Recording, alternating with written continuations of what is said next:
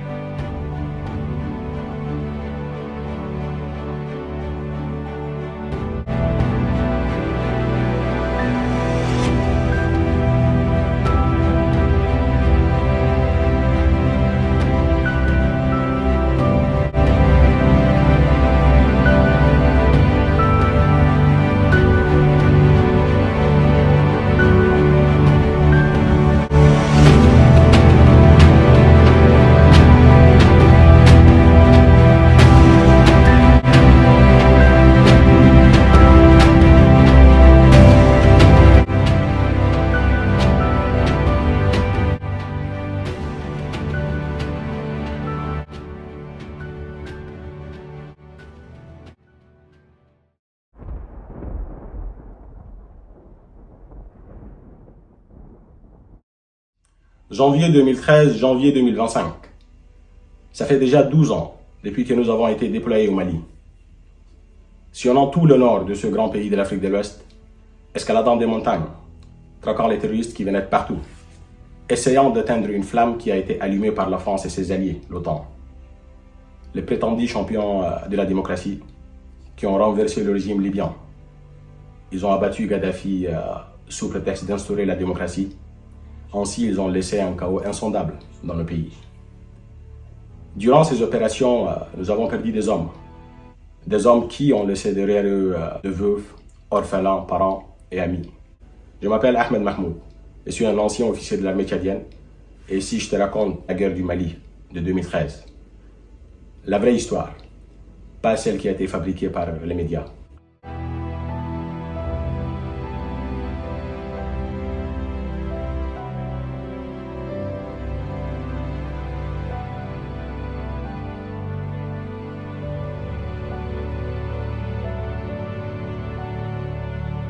Après avoir passé une quarantaine de jours au Salamat, sud-est du Tchad, le 9 janvier 2013, on reçoit l'ordre de rentrer en N'Djamena. C'était un peu brusque. On sentait l'urgence, c'est comme si il fallait rentrer et commencer quelque chose d'autre. Alors on quitte un peu tard le Salamat, on passe la nuit en route, et le lendemain, on rentre en N'Djamena. Une fois dans la caserne, automatiquement on commence à démonter les armes, les équipements, tout le matériel, et ranger le tout dans les magasins. Nos amis qu'on avait laissés dans la caserne, quand on partait pour la mission au Salamat, eux aussi ils étaient partis pour une mission, à Biltine ou à Difira. Le défunt maréchal Idriss Déby partait pour célébrer le réveillon de l'année 2013. Ils sont partis, ils sont revenus avant nous. Et comme ils sont là avant nous dans la caserne, ils peuvent continuer le service pendant que nous, on peut avoir 1 ou 2 jours au quartier. Tout était normal dans la caserne, hormis quelques véhicules neufs, Bastion Akmat, des gros véhicules. Alors, la plupart des missionnaires sont rentrés au quartier, mais moi j'ai préféré passer la soirée dans la caserne. Le lendemain, très tôt le matin, vers 4 h, je me suis réveillé. À l'époque, j'occupais le poste d'officier de sport. Bien que j'avais un adjoint qui pouvait s'occuper de la tâche, j'ai pris moi-même l'isolement. On a fait un jogging de moins de 30 minutes. On est rentré, on a fait des exercices dans l'enceinte de la caserne. Alors après le rassemblement, je suis parti m'asseoir sur mon lit picot. Je vois le défunt capitaine Boniface, lieutenant à l'époque. Il est venu, on s'est salué, il s'est assis auprès de moi. Et tout d'un coup, il me dit apparemment, tu n'es pas rentré saluer la famille. Je dis oui, pas encore. Il me dit il faut partir passer un peu de temps avec eux. Bientôt, nous serons déployés au Mali. Et quand il me dit ça, je tourne la tête, je le regarde avec un air comment tu as su ça? Et il me dit oui, c'est vrai, j'ai appris ça avec un de mes contacts.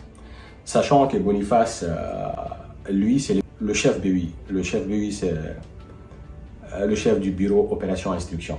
Donc c'est un poste qui lui confère davantage de relations avec les forces spéciales françaises qui coopéraient avec nous. Alors, j'ai su qu'il a appris ça avec eux peut-être. Et quand Boniface me parlait, j'essayais d'assembler le puzzle dans ma tête. Parce que quand on rentrait, c'était un peu urgent. Et comme par hasard, Boniface me dit qu'il a appris que nous allons partir au Mali.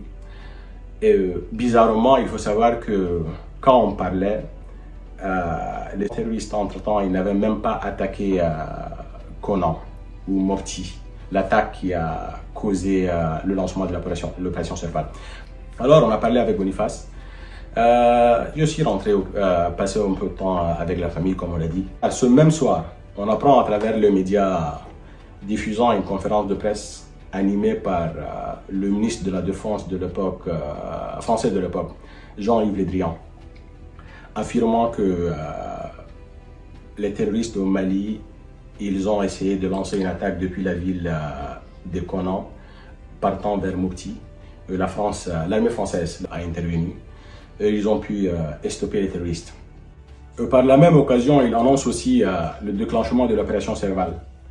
Et 2 jours après, le défunt maréchal Déby, il affirme à son tour son intention d'envoyer les soldats tchadiens au Mali. Et il exhorte l'Assemblée nationale de l'appuyer sur la gestion de la crise. Alors le 16 janvier 2013, l'Assemblée nationale tchadienne vote à l'unanimité pour l'envoi des soldats, pour le déploiement des soldats tchadiens au Mali.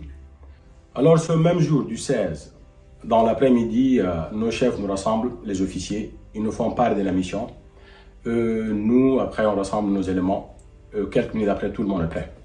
Et comme notre caserne n'est pas si loin de l'aéroport, on se rend là-bas. Et quelques minutes après, le général Benandou Tatola, c'était le ministre de la Défense de l'époque, il est venu transmettre quelques mots peut-être de l'Assemblée du président de la République. 1 heure après, vers 16 heures, je pense, un vol a atterri. Une trentaine d'hommes, avec à leur tête le défunt chef de bataillon Abdelaziz Hassan Adam. Ils étaient debout, formant 2 lignes, fièrement en train d'escalader l'avion, comme si certains ne rentreront pas par ce même aéroport dans de cercueils le mois prochain. Adieu et en avant. Ils partiront, ombre du matin, le cœur en armure, l'âme modestant.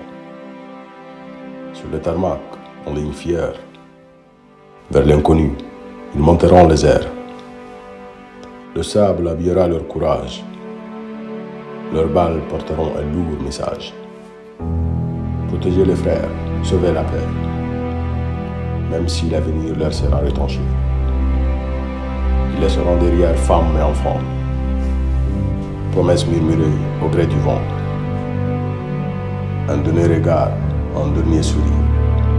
Le devoir appelle, nul ne pourra fuir.